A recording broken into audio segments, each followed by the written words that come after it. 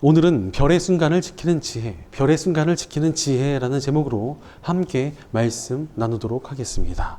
어느새 2023년의 마지막 날이 되었습니다. 2023년 새해를 시작한 지가 얼마 되지 않은 것 같은데 시간이 정말 빠르게 지나가 버렸습니다. 한 해 사이에 원하는 것을 이룬 분들도 계실 것이고 이뤄 가시는 분들도 계실 것입니다. 하지만 분명한 사실이 있습니다. 다들 정말 고생 많으셨고 정말 잘 해내셨습니다. 다들 한 해 동안 정말 많은 역경들을 이겨내느라 고생이 정말 많으셨습니다. 이렇게 한 해를 마무리하는 오늘까지 온 것만으로도 너무나 훌륭하게 잘 해내신 것입니다. 마라톤 대회를 나가면 순위에 들지 못하더라도 완주만 하면 완주했다는 기념 메달을 줍니다. 우리는 이 2023년에 완주 메달을 얻을 자격이 생겼습니다. 특히 올해의 주제가 역경을 넘어 별을 향하여였습니다. 다들 각자의 역경을 잘 이겨내고 올해의 열매라는 별을 얻으셨을 줄로 믿습니다. 하지만 어떤 분들은 이렇게 말합니다. 올해 이룬 것이 너무나 적고 초라합니다. 올해는 정말 제가 한 것이 없습니다. 하지만 초라해도 이렇게 한 해를 버텨냈다는 것 자체가 정말 빛나는 열매입니다. 뭔가 이런 게 없어 보여도 별처럼 빛나는 각자의 열매를 얻어낸 것입니다. 실패한 것 같고 뒷걸음친 것 같을지라도 우리의 삶은 여전히 아름답게 빛나고 있습니다. 오스트리아의 작가인 슈테판 치바이크가 사용한 별의 순간이라는 말이 있습니다. 삶에서 중요한 선택을 해야 하거나 정말 빛나던 순간을 별의 순간이라고 표현해서 참 여러 곳에서 굉장히 많이 쓰이고 있습니다. 오늘이 우리 일생에서 가장 빛나는 별의 순간은 아닐 수 있습니다. 하지만 올해를 마무리한다는 시점에 있어서 다들 지금이 정말 아름다운 별의 순간 중에 하나라고 할 수 있을 것입니다. 아무리 올해의 결과가 내 마음에 안 들고 초라하더라도 올해는 다시 돌아오지 않습니다. 분명히 작더라도 아름다운 열매와 결실이 올 한 해 가운데 또 분명히 있었을 것입니다. 그렇게 분명히 우리는 이 한 해를 보내면서 수고했고 노력했고 애타게 걸어왔고 그러면서 하나님께서 주신 많은 또 어떤 분에게 좀 마음에 성이 차지 않더라도 조금이라도 그 열매들을 거두셨습니다. 분명한 결실을 얻은 것입니다. 그런데 이렇게 결실을 얻었을 때가 참으로 중요합니다. 생각보다 많은 사람들이 결실을 얻었을 때 넘어지기 때문에 그렇습니다. 그래서 오늘 우리가 살펴볼 말씀에서는 결실을 얻었을 때 우리 스스로를 어떻게 지켜야 하는가를 보여주고 계십니다. 먼저 11절을 보면 솔로몬은 주님의 성전과 왕궁을 다 짓고 주님의 성전과 그 왕궁에 대하여 그가 마음속으로 하고자 한 모든 것을 성공적으로 다 이루었다라고 말씀하십니다. 혹시 우리가 올해 처음 함께 나누었던 말씀을 기억하십니까? 아마 다들 기억 못하시겠지만 또 듣지 못하신 분들도 많으시겠지만 올해의 표현인 역경을 넘어 별을 향하여 라는 제목으로 여호수아에 대한 이야기를 나눴습니다. 이스라엘의 지도자 모세는 이집트에서 노예 생활을 하고 있던 이스라엘 백성들을 구해서 가나안 땅 이후까지 이끌고 가지만 그는 가나안 땅으로 진입하지 못한 채 세상을 떠나게 됩니다. 그 이후 여호수아가 새로운 지도자가 되어서 이스라엘 백성들은 가나안 땅에 진입했습니다. 여호수아와 이스라엘 백성들이 가나안 땅을 점령해서 이루고자 했던 목표가 무엇이었습니까? 나라 없는 서름을 겪었던 이스라엘 백성들이 하나님께서 기뻐하실 만한 번듯한 믿음의 국가를 세우는 것이었습니다. 하지만 이러한 목표를 세우는 것이 절대 쉽지 않았습니다. 일단 여호수아 때는 땅을 점령하느라 바빴습니다. 그 이후에 사사 시대가 왔지만 그때는 이스라엘 백성들이 제대로 연합도 되질 않아서 서로 전쟁을 벌이기까지 했습니다. 사사 시대가 끝나고 사울이 왕이 되었으나 여전히 나라의 꼴은 제대로 갖춰지지 못했습니다. 그 이후 다윗이 왕이 되었을 때도 주변국들의 견제 때문에 전쟁은 끊이질 않았습니다. 드디어 솔로몬 때 이르러서 이스라엘은 주변 국가들을 다 평정하고 왕궁도 지었고 하나님의 성전도 멋지게 지어냈습니다. 이제 드디어 번듯한 나라가 세워졌고 아름다운 성전을 지어서 예배를 드렸습니다. 모세 때부터 바래왔던 꿈이 이루어지는 그야말로 별의 순간이 찾아온 것입니다. 하나님께서도 이런 이스라엘 백성들에게 복을 약속해 주시고 그들을 보살펴 주시겠노라고 말씀해 주십니다. 하나님 안에서 아름다운 나라를 세우는 별의 순간이 바로 오늘의 말씀입니다. 하지만 이렇게 아름다운 순간이 유지가 되었겠습니까? 이런 별의 순간은 너무나 짧았습니다. 일단 솔로몬부터 넘어졌습니다. 그는 우상숭배에 빠졌고 왕궁과 성전을 짓느라 백성들에게 너무나 심한 노역을 시켰습니다. 게다가 자신의 출신인 유다 지파만 편애를 했고 자식 교육에도 실패했습니다. 그래서 솔로몬 이후 새롭게 왕이 된 르호보암의 시대의 나라가 반으로 갈라져 버렸습니다. 영광의 순간을 이어가기가 절대 쉽지 않았던 것입니다. 사실 우리는 열매를 얻고 영광을 얻으며 뭔가 잘 될 때 조심하고 바로 서야 합니다. 실제로 영광의 순간에 취해서 그 망가져 버리는 사람이 얼마나 많은지 모릅니다. 영광을 얻고 목표를 이루었다고 교만해지고 악해지며 욕심에 빠져버립니다. 그러면서 하나님의 뜻과는 멀어지고 예배나 경건 생활도 제대로 유지하지 못한 채 자기 멋대로 살아가게 됩니다. 실제로 우리는 종종 유명한 목회자들이 타락하거나 범죄하는 것을 보게 됩니다. 그들이 처음부터 그런 악한 길에 무릎을 꿇었겠습니까? 다들 젊은 목회자 시절에는 뜨겁게 영성을 지키려는 거룩한 모습이 있었을 것입니다. 그러나 명성을 얻고 영향력이 생기며 영광을 누리게 되니까 영성의 칼날이 다 묻어진 채 무너져 버린 것입니다. 바로 방심할 때 우리는 별의 순간을 지키지 못하게 됩니다. 중국의 손자병법에 소리장도라는 책략이 나옵니다. 웃음으로 상대를 방심시키고 속에는 칼을 숨기고 있어라, 이런 뜻입니다. 이 말이 딱 맞았던 사건이 있습니다.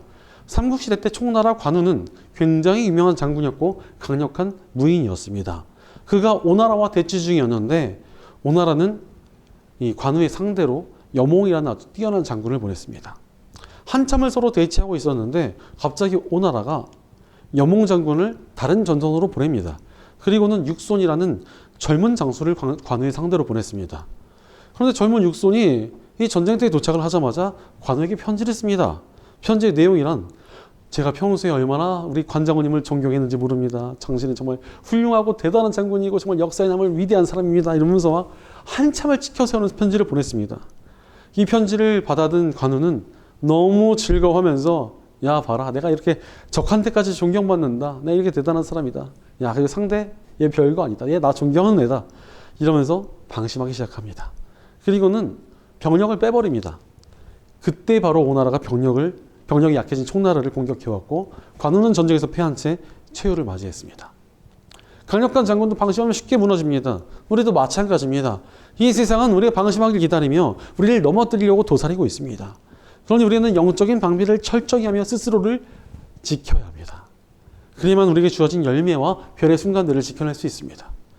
그렇다면 우리가 어찌 영적으로 철저히 방어하며 스스로를 지켜낼 수 있겠습니까?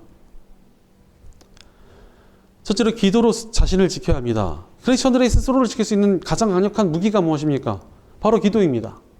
우리에게 있어서 기도보다 강력한 무기는 없습니다. 오늘 본문 12절을 보면 하나님께서 솔로몬에게 내가 이제 네 기도를 듣고 이곳을 택하여 내가 제사를 받는 성전으로 삼았다라고 말씀하십니다. 하나님께서 우리의 기도를 들어주신다는 것입니다. 기도는 하나님께 우리의 상황과 필요와 도움을 구할 수 있는 최고의 길입니다. 최근에 한 친구가 제게 질문을 하나 보내줬습니다. 예쁜 연예인들이 밤에 놀자고 부르는 연락과 삼성의 이종 회장이 좋은 소식을 들려주겠다며 연락하는 것 중에 어느 것이 더 설레냐는 질문이었습니다. 그래서 제가 이렇게 말했습니다. 너 왜 유부남한테 이런 질문을 하냐? 그러니까 40이 넘도록 결혼도 못하고 있는 거 아니냐? 이러면서 친구를 타박했습니다. 그리고는 결혼을 하지 않았어도 이재용 회장님 연락이다. 이렇게 대답을 했습니다. 많은 사람들이 부유하고 유명한 사람과 만나게 되면 좋겠다는 생각을 하곤 합니다. 혹시나 그들에게 뭔가 요구할 수 있지 않을까 하는 기대 때문입니다. 그런데 우리는 그보다 훨씬 더 높으신 하나님께 나아갈 수 있는 사람들입니다. 그러니 우리 기도에 너무나 큰 가치와 능력이 있다는 것입니다. 오늘 말씀 13절과 13절부터 16절은 어려운 순간마다 하나님께서 하나님의 백성들의 기도를 들어주시고 응답해 주시겠다라는 약속이 쭉 기록되어 있습니다. 바로 우리 삶에서 빛나는 별의 순간은 늘 찾아오지만 그것이 흔들리는 어려운 때도 옵니다. 그때마다 하나님께 기도하는 것이 답이라는 것입니다. 그러니 우리는 기도로 자신을 지켜야 합니다. 실제 기도에 얼마나 많은 능력이 있는지 모릅니다. 기도를 믿지 않는 사람들은 기도에 무슨 능력이 있냐 이렇게 우습게 생각합니다.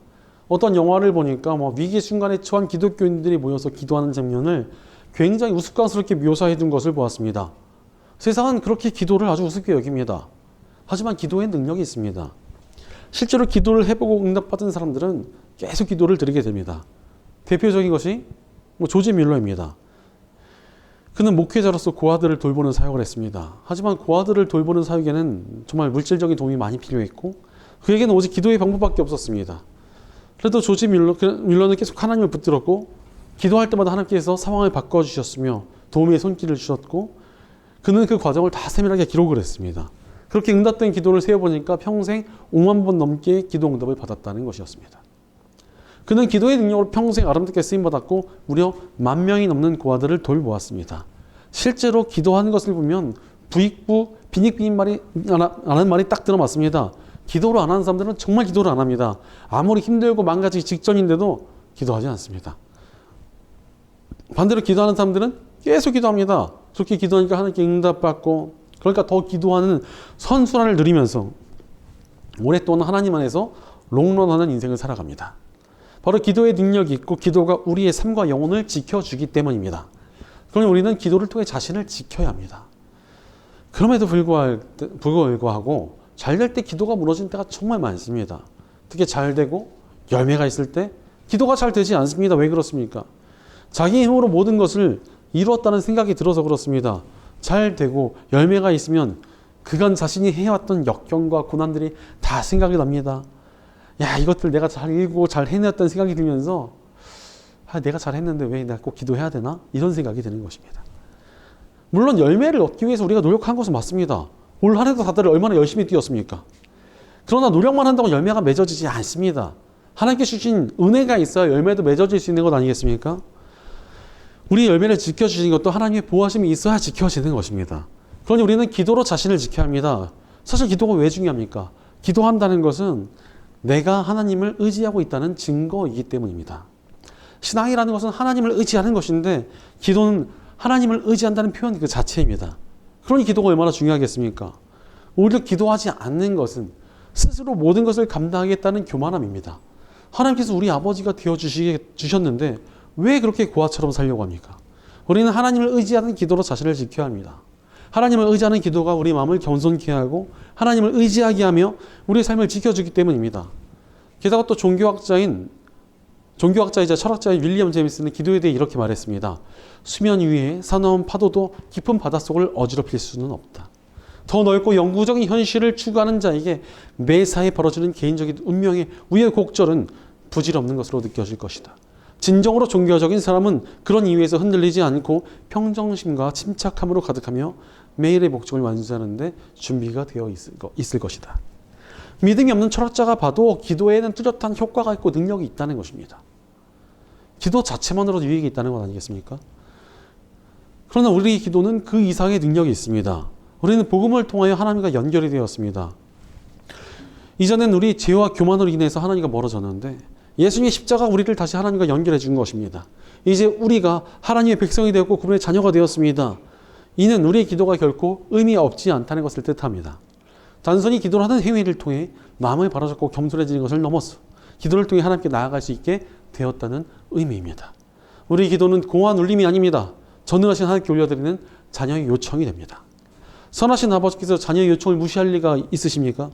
기도에는 전능하신 하나님의 능력을 이 땅에 나타내는 놀라운 역사가 있습니다. 그러니 우리 기도에는 너무나 많은 유익이 있습니다.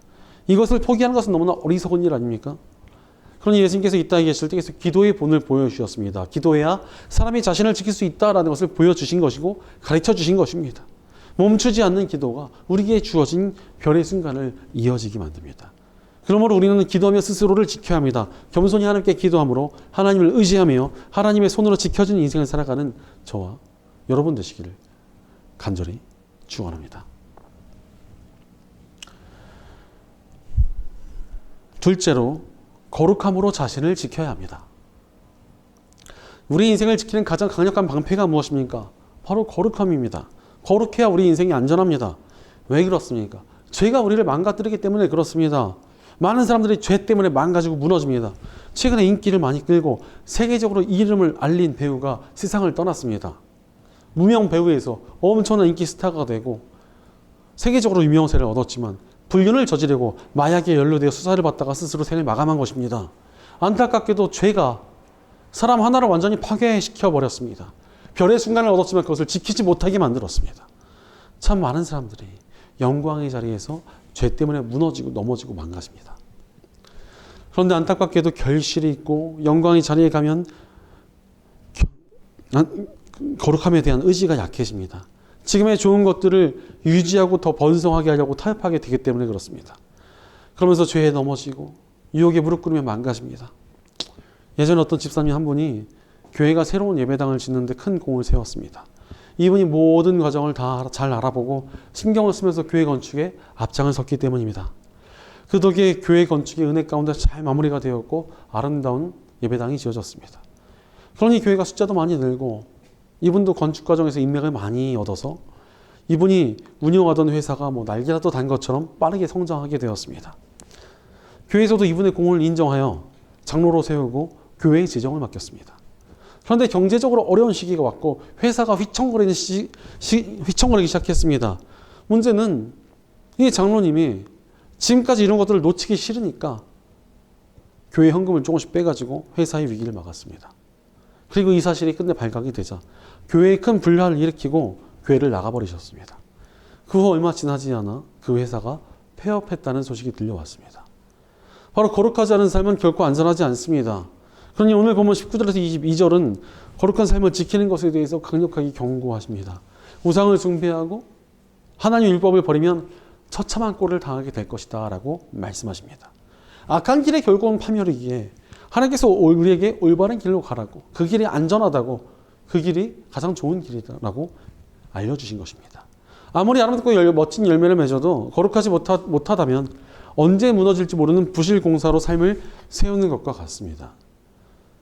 반면 거룩하게 살아가는 것에 능력이 있습니다. 예를 들어서 장관이나 국가의 중직을 맡은 사람들을 세울 때 청문회가 열립니다. 그러면 과거에 그 사람이 잘못했던 것들을 다 쫙 들춰내가지고 국회의원들이 쫙 그 사람을 세워놓고 공격하고 물어뜯고 이거 왜 그랬습니까? 이거 어떻게 합니까? 당신 사퇴해야 됩니다. 이러면서 공격을 합니다. 그래서 끝내 낙마하는 사람들도 굉장히 많습니다. 그러나 아무런 흠도 없는 사람이 나왔다. 아니 그 사람을 누가 건들 수 있겠습니까? 청문회를 열어도 흠이 없는 사람은 막을 수가 없습니다. 크리스천들은 더욱 그렇습니다. 악한 우리를 공격하려 해도 거룩하게 서 있으면 공격할 틈이 없다는 것입니다. 그러니 아무리 흔들어 놓으려 해도 다 나가 떨어지게 되어 있습니다. 그러므로 거룩하게 살아가며 자신을 지켜야 합니다. 그럼에도 불구하고 거룩하게 살아가지 못하는 사람들이 굉장히 많습니다. 왜 그렇습니까? 거룩함의 능력을 잘 믿지를 않아서 그렇습니다. 자기가 머리를 잘 굴려가지고 자신의 계획과 노력으로 모든 것을 해낼 수 있다라고 생각합니다. 그러나 이것은 굉장히 어리석은 일입니다. 오늘 보면 17절과 18절은 하나님의 본심이 담겨져 있습니다. 하나님께서는 하나님의 백성들을 단단하게 지켜주시고 복주시길 기뻐하십니다. 하나님께서 아름답게 세워진 우리네 인생 가운데 우리에게 번성케 하시고 풍성한 복을 누리게 하시며 그 삶을 보호해주고 싶어 하십니다. 문제는 무엇입니까? 거룩함보다 자꾸 자신의 머리를 굴려서 복을 얻고자 하는 것입니다. 그래서 하나님께서 지켜주시려고 하는데 하나님의 지켜주심은 다 치워버리고 거룩함을 벗어나서 자기 멋대로 살아갑니다. 내가 알아서 할 수 있다라고 하나님을 무시하는 것입니다. 그러나 그렇게 해서 얻는 복이 대체 얼마나 가겠습니까? 하나님께서는 그분의 뜻대로 살아가는 이들을 보호해 주시고 복 주십니다. 그러니 지혜로운 삶이란 거룩하게 살아가는 것입니다. 그러므로 우리는 거룩함으로 자신을 지켜야 합니다. 지금처럼 비행기가 발달하기 전에는 대서양을 비행기로 횡단한다는 것은 불가능하다고 여겨졌습니다. 수많은 사람들이 그 일을 도전했지만 실패했고 목숨을 잃기도 했습니다. 그때 미국의 대위 출신인 찰스 린드버그가 최초로 30시간이 넘는 비행 시간을 견뎌내며 대서양 횡단에 성공을 했습니다. 그 일로 인해 린드버그는 세계적인 영웅이 되었습니다. 그때 한 담배 회사 사장이 그를 광고 모델로 쓰고 싶어서 만나러 옵니다. 그리고는 담배 피는 사진 한 장만 찍어주면 그 당시 엄청난 돈이었던 5만 달러라는 돈을 주겠다고 제안을 했습니다. 심지어 그는 린드버그가 독실한 크리스천이라는 것을 알고 성경에는 담배란 말이 없습니다. 그러니 피워도 그만이고 안 피워도 그만입니다. 흡연을 가지고 죄다 아니다. 할 수 없다는 것입니다. 라며 그를 설득했습니다. 그래서 린드버그가 단호하게 딱 말을 했습니다. 사장님, 저는 세례받은 크리스천입니다. 단호하게 딱 이 말 한마디를 했습니다. 이 말이 알려져서 신문 기사로 나왔고 그 시대의 경건한 크리스천들이 감동을 받아서 그에게 후원금을 보냈습니다. 그에게 수가 무려 10만 달러가 넘었다고 합니다. 자기가 타협하고 죄를 지어서 얻었을 때는 5만 달러를 겨우 얻고 명성도 잃고 크리스천이라는 가치도 잃었을 것입니다. 하지만 그가 타협하지 않고 하나님 안에서 온전히 있자 오히려 훨씬 더 많은 것들을 얻게 되었습니다. 하나님께서 거룩한 모습으로 살아가는 일을 이렇게 책임져 주신다는 것을 보여주신 것입니다. 바로 경건하게 자신을 지키며 살아가는 삶이 답입니다. 내가 내 삶을 지키려면 고작 작은 나의 두 손으로 지켜야만 합니다. 하지만 거룩함으로 하나님의 보호하심을 받는 인생은 온 세계를 감싸고 계신 하나님의 큰 손으로 보호를 받습니다. 그러니 어느 삶이 지혜로운 삶이겠습니까? 거룩한 모습으로 스스로를 지켜야 합니다. 실제로 복음을 통해 우리는 완전히 변화된 존재가 되었습니다. 그 중에 하나가 바로 우리가 성령 하나님께서 거주하시는 성전이 되었다는 사실입니다. 이제 우리는 그냥 육신이 아닌 거룩하신 하나님의 영, 즉 성령께서 늘 거주하시는 성전이 되었습니다. 그런데 죄로 더럽혀진 성전에 어떤 능력이 나타날 수 있겠습니까? 그래서 고대 사회에는 전쟁에서 승리를 하면은 상대방 나라가 믿고 있는 신의 신전에 가서 오물이나 돼지 피를 뿌려가지고 성전을 오염시켜 버렸습니다. 아예 상대방 민족의 정신을 파괴하고 그 신의 능력이 나타나는 것을 막으려고 그렇게 한 것입니다. 반대로 성전이 깨끗하게 준비가 되어 있다 하면 그 성전을 통해서 능력이 나타날 것입니다. 바로 거룩한 성전의 능력이 임합니다. 그러니 우리는 나라된 성전을 거룩하게 잘 지켜야 합니다. 그래야 우리의 삶을 거룩하신 하나님께서 보호해 주시고 능력 주시며 은혜를 베풀어 주실 것입니다. 실제로 우리 예수님의 길도 그러했습니다. 그분에게 수많은 유혹이 다가왔지만 예수님께서는 단 한 번도 타협하지 않으셨습니다. 끝까지 거룩한 모습을 지켜내셨습니다. 그것이 가장 옳은 길이며 안전한 길이고 복된 길이었기 때문입니다. 우리도 마찬가지입니다. 우리가 삶에서 모든 얻은 결실과 빛나는 별과 같은 순간들은 거룩할 때 지켜집니다. 아니 우리가 거룩할 때 더 풍성해집니다. 거룩한 이에게 베푸시는 하나님의 능력과 은혜가 있기 때문입니다. 그러니 우리는 거룩함으로 스스로를 지켜야 합니다. 하나님 앞에서 거룩하게 스스로를 지켜내며 하나님의 손으로 지켜진 인생을 살아가는 저와 여러분 되시기를 간절히 축원합니다.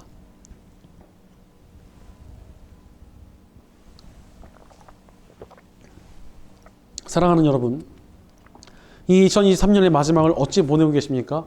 다들 정말 고생 많으셨습니다. 후회도 있고 미련도 있겠지만 여기까지 오신 것만으로 너무나 훌륭합니다. 이미 풍성한 열매를 거두셨습니다. 올해 우리가 맺은 모든 아름다운 결실을 지키고 풍성케 하지 않겠습니까? 그러기 위해서는 하나님과 함께 해야 합니다. 바로 기도와 거룩함으로 하나님과 함께 할 때 하나님께 우리를 보호해 주시고 복 주시며 풍성케 하실 것입니다. 우리가 맞이한 별의 순간들을 아름답게 이어져 가게 하실 것입니다. 생물학자이자 평신도 설교자로 활동했던 피엘 할리고스는 이런 말을 남겼습니다. 하나님과 함께하면 철벽도 거미줄 같고 하나님이 같이 하지 않으면 거미줄도 철벽과 같다. 하나님께서 함께 하시는 인생은 너무나 강력하나 하나님 없이 살아가면 인간은 너무나 연약하다는 것입니다. 지금 우리 인생도 마찬가지입니다. 기도와 거룩으로 하나님과 함께 동행하면 반드시 하나님의 능력이 나타나게 되어 있습니다. 우리 열매가 더 풍성해질 것입니다. 빛의 순간이 아닌 빛의 일상을 살아가게 될 것입니다. 그러니 하나님 안에서 빛나게 살아갈 사람은 누구입니까? 하나님과 동행하는 저와 여러분입니다. 영혼을 구하고 교회를 회복하며 이 나라를 구하고 온 세계 열방에 주님의 빛을 나타낼 사람은 누구입니까? 하나님께 기도하며 거룩하게 살아가는 저와 여러분입니다. 주님께 칭찬받으며 영원토록 천국에서 별처럼 빛날 사람은 누구입니까? 기도와 거룩함으로 하나님과 동행하며 하나님의 뜻대로 살아가는 저와 여러분입니다. 하나님 안에서 기도와 거룩함으로 자신을 지키며 하나님의 손으로 풍성한 복과 은혜와 보호하심을 누리는 인생을 살아가는 저와 여러분 되시기를 주의 이름으로 간절히 축원합니다. 기도하겠습니다. 올 2023년을 은혜 가운데 지켜주시고 열매 맺게 하신 하나님 감사합니다. 하나님께서 우리를 평안케 하시고 지키시며 열매 맺게 해주시는데도 우리가 자꾸 나의 힘이나 지혜를 의지하지 않았는지 우리 삶을 돌이켜봅니다. 그러나 이제 우리가 나의 힘, 나의 능력, 나의 지혜를 내려놓고 하나님과 동행하기 원합니다. 늘 기도하며 하나님을 의지하는 삶을 살게 하옵소서. 언제나 거룩한 모습으로 스스로를 지키는 우리가 되게 하여 주시옵소서. 주님께서 맺게 하신 아름다운 열매를 지켜내며 빛나는 일상을 살아가게 하여 주시옵소서. 올 2023년을 지켜주신 하나님, 내년 2024년도 맡겨드리오니 우리를 지켜주시고 복주시며 풍성케 하여 주시옵소서. 우리 각자 한 사람 한 사람 가운데 풍성한 결실을 가지고 또 2025년을 맞이할 수 있도록 도와주옵소서. 주님, 우리 공동체 가운데도 함께 해주셔서 우리가 함께 하나님과 동행하며 기도와 거룩함이 넘쳐나는 공동체를 세워가게 하여 주옵소서. 늘 우리를 보호하시고 열매 맺게 하시는 우리 주 예수님의 이름으로 기도드립니다. 아멘.